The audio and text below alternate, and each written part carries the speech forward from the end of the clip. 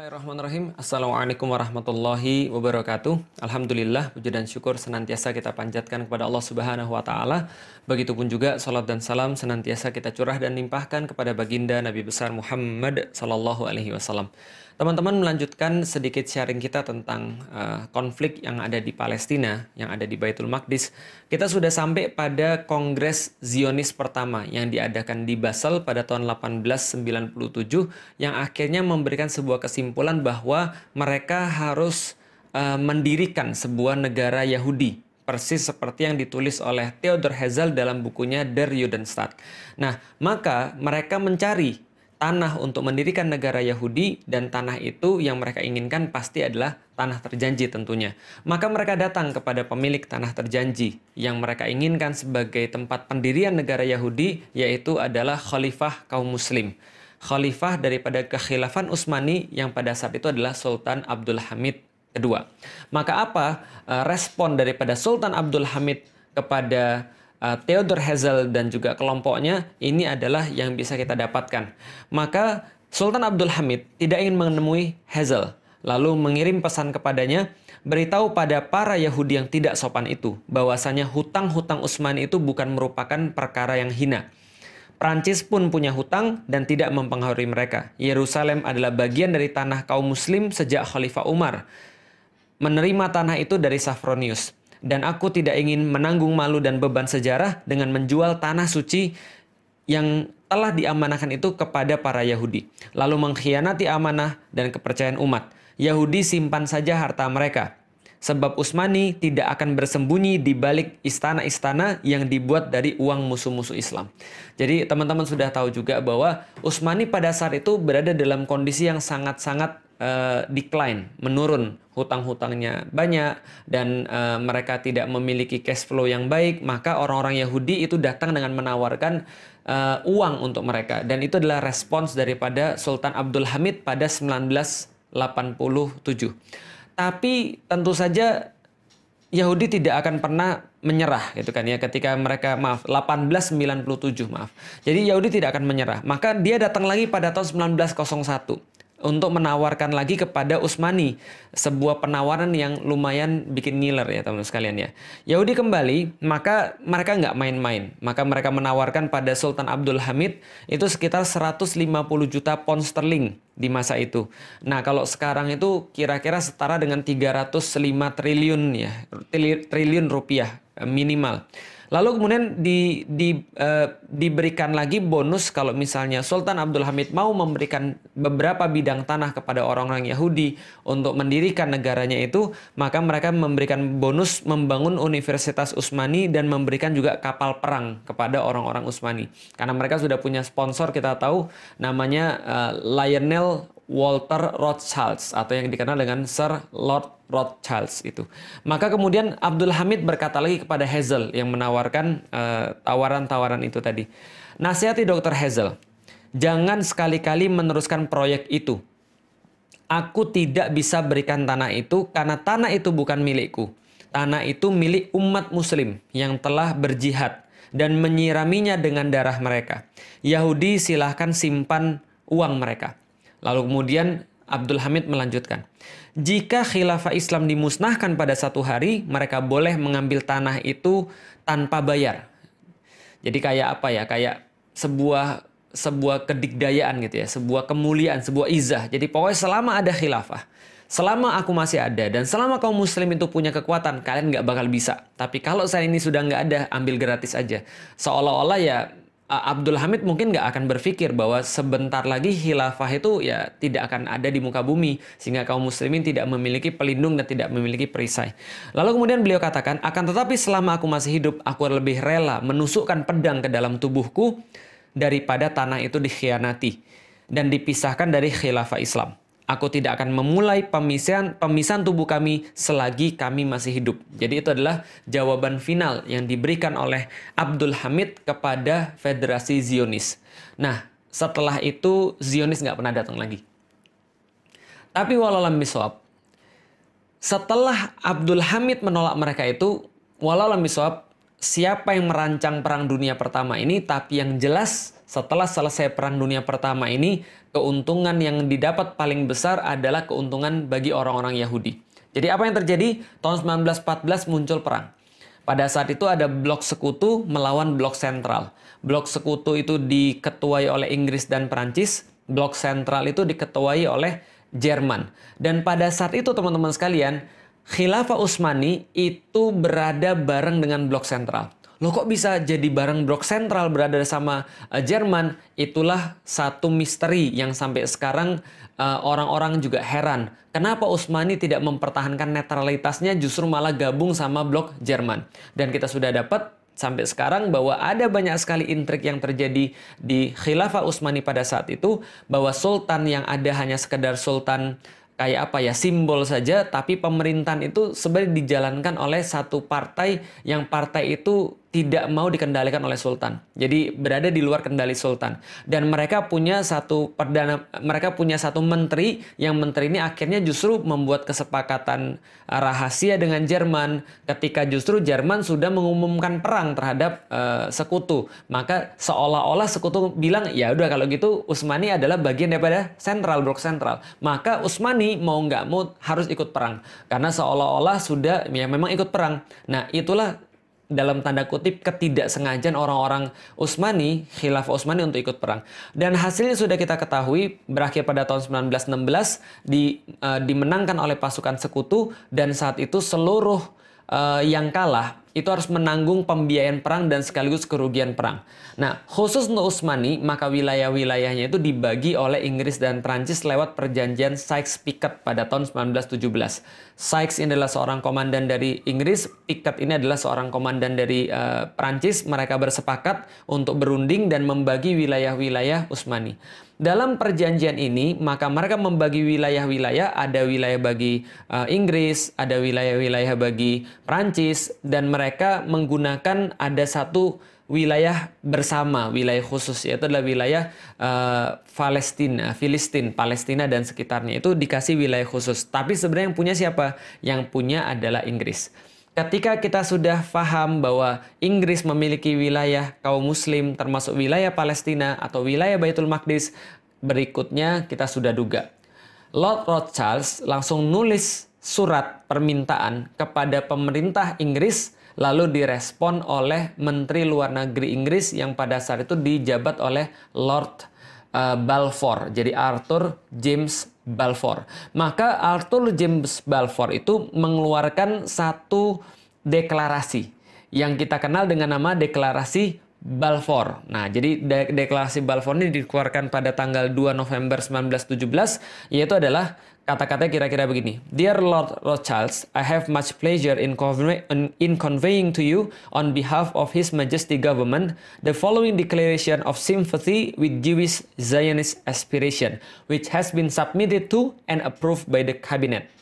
His Majesty Government view with favor the establishment in Palestine of a national home for the Jewish people and will use their best endeavors to facilitate the achievement of this object. It being clearly understood that nothing shall be done which may prejudice the civil and religious rights of existing non-Jewish communities in Palestine, or the rights and political status enjoyed by Jews in any other country. I should be grateful if you would bring this declaration to the knowledge of the Zionist Federation. Jadi pertama kali yang memberikan tanah itu kepada orang-orang Yahudi adalah Inggris. Dan Inggris memperkuat ini lewat diterbitkannya Mandate for Palestine. Pada tahun 1922, Inggris yang pada saat itu mengetuai Liga Bangsa-Bangsa atau League of Nations ini memberikan Mandate for Palestine untuk menjadikan legitimasi bagi orang-orang Yahudi untuk pindah ke tanah terjanji versi mereka dan mendirikan negara Yahudi. Nah, seperti yang sudah kita duga, sejak tahun 1920, 1921, 22 sampai dengan 1939, sampai dengan 1940 dan seterusnya, itu puluhan ribu, bahkan ratusan ribu atau lebih besar lagi, jutaan orang itu pindah untuk menuju kepada tanah terjanji. Yaitu adalah tanah yang diberikan oleh Inggris kepada orang-orang Yahudi. Dan apa yang kemudian berikutnya terjadi? 29 November 1947, pasca Perang Dunia Kedua, di mana pemimpin dunia sekarang sudah berganti, awalnya adalah Inggris berganti menjadi Amerika, maka Amerika mengubah dari Liga Bangsa-Bangsa daripada League of Nations menjadi United Nation, menjadi Persekutuan Bangsa-Bangsa, PBB. Maka PBB inilah yang akhirnya seolah-olah menjadi penengah untuk menyelesaikan konflik yang ada di Palestina. Mereka bilang, kalau gitu kita bagi dua aja. Ini perampokan yang sangat luar biasa. Penjajahan yang di awal diamini oleh PBB adalah penjajahan atas negeri Palestina. Penjajahan atas negeri Baitul Maqdis. Kenapa? Karena mereka langsung membagi wilayah menjadi dua. Ada wilayah Israel yaitu ada 55% daripada tanah Palestina, sedangkan 45% diberikan kepada orang-orang Arab. Itu adalah usulan daripada PBB, namanya UN Partition. Partisi yang diberikan oleh PBB pada tahun 1947 tanggal 29 November. Nah, ini adalah satu penjajahan dan satu perampokan yang besar. Menindaklanjutin itu semuanya, orang-orang Israel kemudian mendirikan negara Yahudi. Jadi Israel Declaration on a Jewish State. Jadi mereka akhirnya memenuhi apa yang mereka inginkan. Mereka bentuk Der Judenstaat pada tanggal 14 Mei 1948, di mana Perdana Menteri pertamanya adalah David Ben Gurion. Maka pada tanggal itu didirikan negara Yahudi, negara Israel, dan sekaligus menjadikan Palestina stateless. Menjadikan Palestina itu tidak punya negeri, tidak punya hak sebagai manusia. Karena itulah apapun yang mereka lakukan senantiasa pasti mereka yang salah. Kenapa? Karena mereka tidak diakui oleh hukum internasional. Yang diakui adalah Israel oleh PBB. Siapa yang memerintahkan? Amerika. Dari sini teman-teman sudah tahu bahwa siapa bapaknya Israel atau negara Israel laknatullah itu, siapa yang kemudian menjadi bapak daripada negara penjajah yang bengis itu? Yang menjadi bapaknya adalah Inggris. Yang menjadi ibunya siapa? Yang menjadi ibunya adalah Amerika. Lalu siapa yang menjadi bidannya? Bidannya adalah PBB. Sehingga kalau kita tahu semua itu, nggak mungkin Inggris, nggak mungkin Amerika, nggak mungkin PBB akan menguntungkan bagi orang-orang yang terjajah di Palestina. Pasti mereka akan menguntungkan anak mereka yang mereka lahirkan, yaitu Israel itu tadi. Jadi kalau berharap pada mereka, ya itu sama aja kayak Anda berharap mimpi di siang bolong kan gitu kan ya.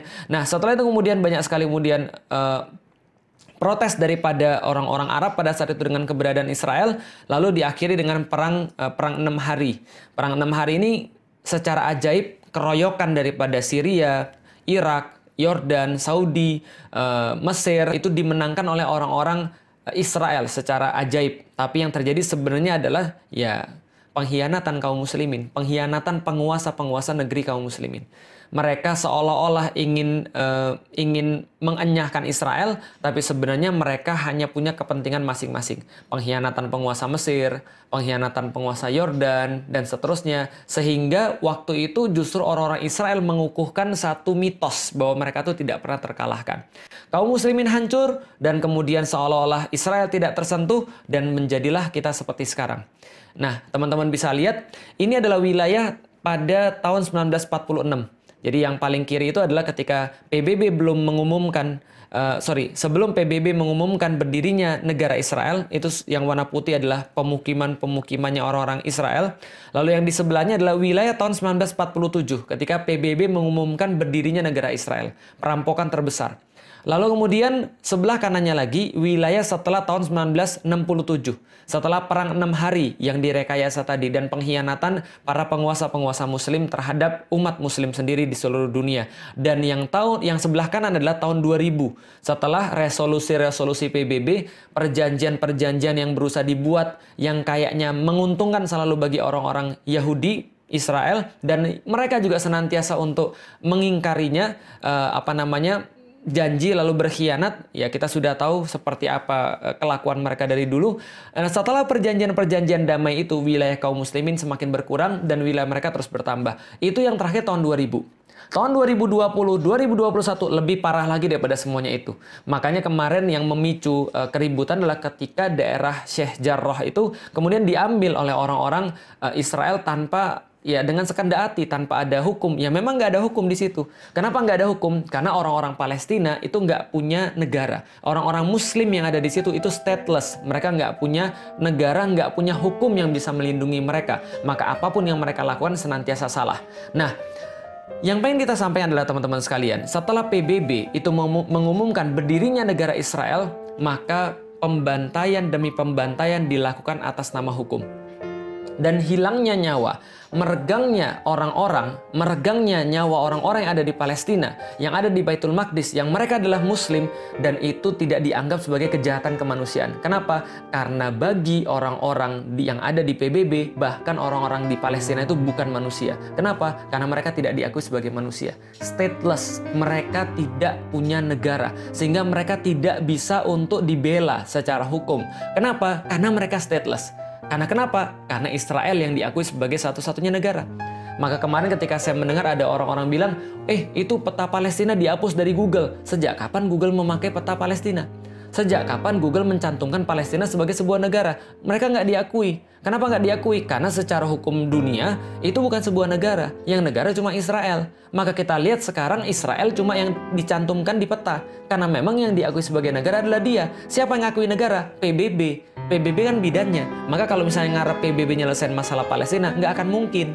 Menyelesaikan masalah di Baitul Maqdis, nggak bakal mungkin. Karena mereka yang bikin masalahnya di awal. Jadi teman-teman sudah paham. Nah, kenapa misalnya PBB bisa begitu? Ya karena mereka didukung. Didukung oleh siapa? Mereka didukung oleh Amerika, mereka didukung oleh Inggris, mereka didukung oleh kebanyakan orang-orang penguasa di dunia. Sementara orang-orang Muslim penguasa-penguasanya hanya bisa diam melihat hal yang seperti ini. Kalaupun ada yang berbicara, alhamdulillah ada yang berbicara, maka yang berbicara ini posisinya terjepit. Maka yang berbicara ini tidak bisa berbicara lantang. Kenapa? Mereka tidak bisa mengerahkan pasukan militer ke sana karena bertentangan dengan hukum internasional. Maka ini yang kemudian bisa kita lihat pada saat ini. Nah, apa yang bisa kita lihat pada Januari 2009 misalnya, ketika orang-orang Israel laknatullah menunjukkan kebiadabannya sekali lagi kepada kaum muslimin dengan menghujani kaum muslimin dengan rudal-rudal, dengan senjata-senjata kimia yang sangat tidak manusiawi, tapi tetap aja dibela sama Amerika. Obama bisa berkomentar, Israel have a rights to defend itself. Kenapa? Karena ketika munculnya pun ketika dia pengen jadi presiden, ya dia berpidato di depan AIPAC, American Israel Public Affairs Committee, dan mengatakan komitmennya untuk mendukung orang-orang Israel dan mendukung kemuktahiran senjata-senjata Israel sebesar 30 miliar US dollar. Jadi ini yang kemudian dijanjikan oleh Amerika terhadap pemerintahan Israel. Dan mereka menggunakan ini sebagai kayak komitmen. Kalau misalnya mau jadi presiden ya harus dukung Israel. Kalau nggak mau dukung Israel ya susah untuk jadi presiden. Kenapa? Karena nggak didukung oleh komunitas Israel, nggak didukung oleh komunitas Yahudi. Lalu gimana dengan penguasa-penguasa Muslim? Ya itu yang kita kemudian agak miris. Kok bisa ada orang-orang Muslim yang justru diam ketika melihat saudara-saudara Muslimnya dizolimi dengan kata-kata itu bukan negara saya. Bahkan Mesir itu menghalangi orang-orang yang mau untuk mengungsi, menghalangi suplai air bersih dan menghalangi suplai logistik ke situ. Bahkan negeri-negeri yang lain juga nggak peduli melihat kondisi itu, seolah tutup mata. Padahal mereka sama-sama orang-orang Arab. Padahal mereka sama-sama Muslim. Mereka sama-sama Qur'annya sama, kiblatnya sama, Rasulnya sama. Tapi mereka tidak bisa berbuat apapun, bahkan cenderung diam, bahkan bekerja sama dengan penjajah-penjajah Israel ketika kaum muslimin sedang dibunuh di situ. Ini adalah sesuatu yang sangat miris sekali teman-teman sekalian. Nah, maka apa yang bisa kita lakukan teman-teman sekalian? Ketika kita melihat semua ini ya nggak ada yang bisa kita lakukan. Yang bisa kita lakukan ya sesuatu yang tidak esensial. Seperti berdoa dan berdonasi. Mungkin sharing tentang perkara-perkara kayak gini. Nggak ada yang bisa kita lakukan lebih daripada itu. Kenapa? Karena kalau teman-teman nyimak dari awal, kita jadi tahu permasalahan kaum muslimin adalah karena mereka tidak bersatu. Karena mereka tidak bersatu, mereka tidak punya kekuatan. Kenapa mereka tidak punya kekuatan? Mereka tidak punya kepemimpinan. Maka yang bisa menyelesaikan permasalahan Palestina, permasalahan Baitul Maqdis adalah ketika kaum muslimin itu bersatu dan mereka punya kepemimpinan sehingga mereka terorganisir dengan kekuatan mereka. Itu yang terjadi pada masa-masa yang lalu ketika orang-orang Yahudi tidak bisa berbuat apapun. Mereka tidak bisa untuk menyerang kaum muslimin. Mereka tidak bisa untuk menakut-nakuti kaum muslimin. Mereka tidak bisa untuk berbuat seenaknya ketika kaum muslimin masih punya kekuatan pada masa lalu di bawah kekhilafan Utsmani tadi itu. Maka tidak ada yang bisa menyentuh Baitul Maqdis. Kenapa? Karena kaum muslimin akan membela dengan darah mereka. Kaum muslimin akan membela kehormatan negeri mereka dengan seluruh kekuatan yang mereka punya. Tapi sekarang ketika itu tidak ada, maka kita tidak bisa berbuat apapun. Karena kita tidak punya kekuatan, kita tidak punya persatuan. Lalu gimana caranya? Mengacu pada Rasulullah Shallallahu Alaihi Wasallam, maka yang pertama adalah kita harus berjihad secara ilmu. Pahami tentang Baitul Maqdis, ngerti tentang Baitul Maqdis. Pahami tentang Palestina, apa yang harus kita perjuangkan sebenarnya? Perjuangan apa yang tidak akan punya buah? Perjuangan mana yang dilakukan oleh Rasulullah Shallallahu Alaihi Wasallam? Misal, kalau orang nggak ngerti teman-teman sekalian terhadap masalah ini, maka dia akan bilang, oke, kalau gitu kita akan minta agar kita kembali pada daerah 1947. Yaitu adalah ketika PBB membagi dua wilayah ini, yaitu adalah wilayah Israel 55% dan wilayah kaum muslim 45%. Ini salah. Karena mereka nggak ngerti, kok malah diperjuangkannya adalah wilayah ketika terjadi perampokan. Kayak kita, ada orang tiba-tiba masuk ke rumah kita, lalu dia bilang, saya bawa surat dari RT. Bahwa mulai dari hari ini, RT bilang bahwa rumah ini kita harus bagi dua. Kamu tinggal di WC dan di dapur, saya ambil selain itu. Emang kita terima kalau kayak gitu? Ini kan perampokan.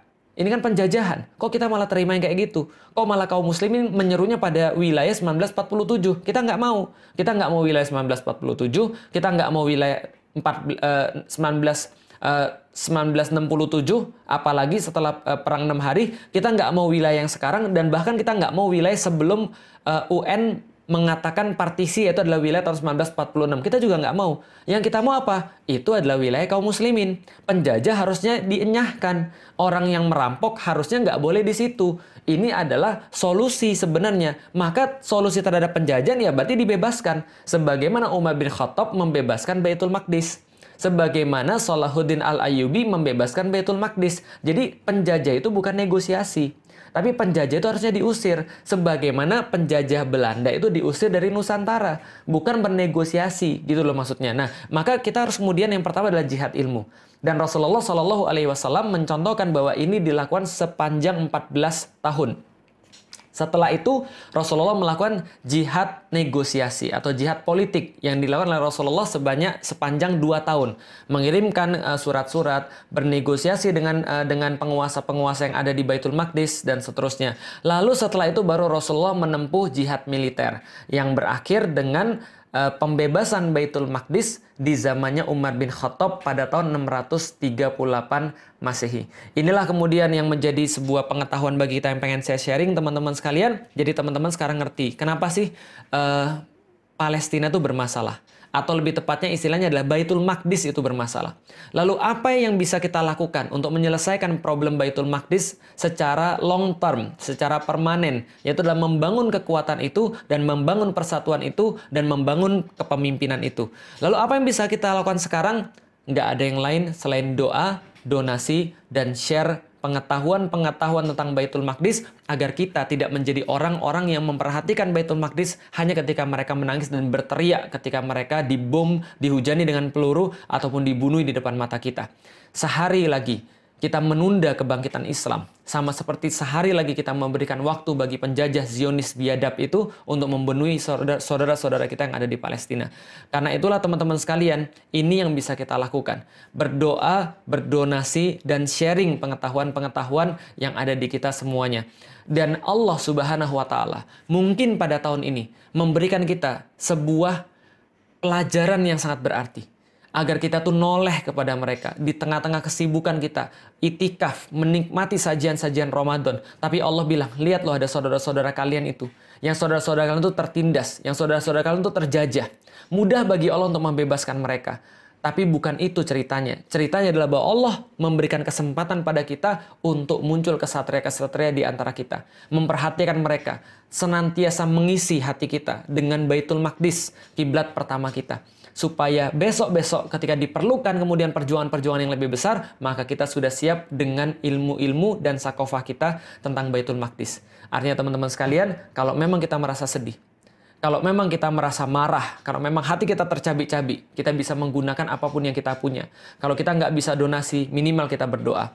Kalau kita bisa berdonasilah dengan harta terbaik yang kita punya. Tapi kalaupun kita sudah melakukan semua itu semua tidak cukup. Melainkan kita harus untuk mempelajari, kita harus untuk mengerti, memahami, dan kemudian menyebarkan sampai orang-orang paham dengan sakofah yang benar tentang Baitul Maqdis, hingga kita bisa berpindah kepada tahapan-tahapan selanjutnya. Wallahu a'lam bishawab, teman-teman sekalian, semoga bermanfaat. Assalamualaikum warahmatullahi wabarakatuh.